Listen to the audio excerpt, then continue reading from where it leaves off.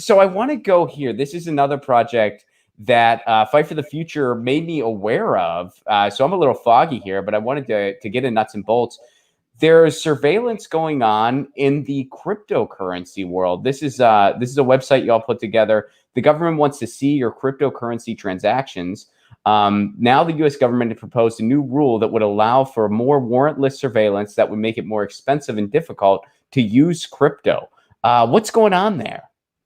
Yeah, totally. So I'm not the person on our team who's been running this campaign. So I'm going to do my best. And maybe this is actually good because I feel like anytime you talk to like a crypto expert, anytime I talk to a crypto expert, I'm just like, well, I didn't understand any of those words.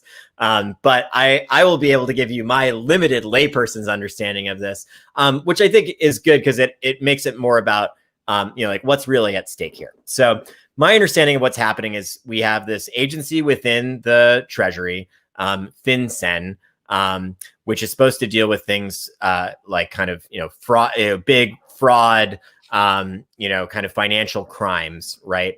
And they are proposing a rule change that would affect all kinds of cryptocurrency transfers and also self-hosted wallets. So that's, the kind of, most autonomous, most decentralized way of holding and transferring crypto. This would sort of potentially criminalize that. And one of the things that it would do is it would lower the reporting requirement. So right now, if you transfer more than $3,000 worth of crypto overseas, you're supposed to report that in some way. This would lower that requirement to $250, which makes it so that again, makes self-hosted wallets almost impossible. And really, the folks that I'm most worried about this affecting are undocumented people living in the US who are increasingly using cryptocurrency to send money back to family in other countries. And now this could subject them to this type of financial surveillance that could then, be used by law enforcement or immigration enforcement in other ways. Mm-hmm. So I think it's, there's sort of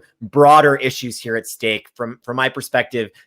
Look, however you feel about cryptocurrencies in general, maybe people are a little skeptical of them. Certainly there's plenty of kind of like just scam artists out there and things like that.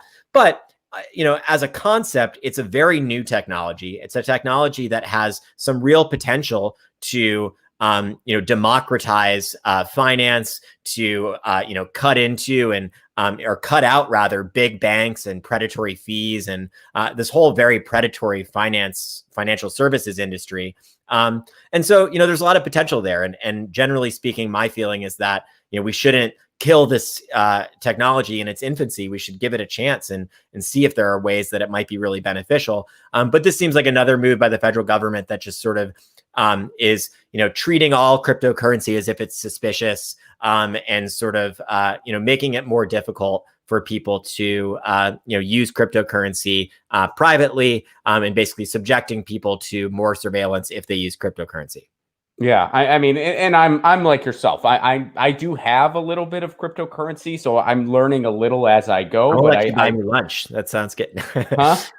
I said I'm going to let you buy me lunch. Bitcoin's going wild, right? You got it. Hey, when travel becomes a thing again, I will. Right. I'll take you up on that. But yeah, so I'm learning a little as I go. But yeah, this seems like in the broad sense of it, they realize the potential here. So they're like, well, how do we make sure this doesn't get too powerful?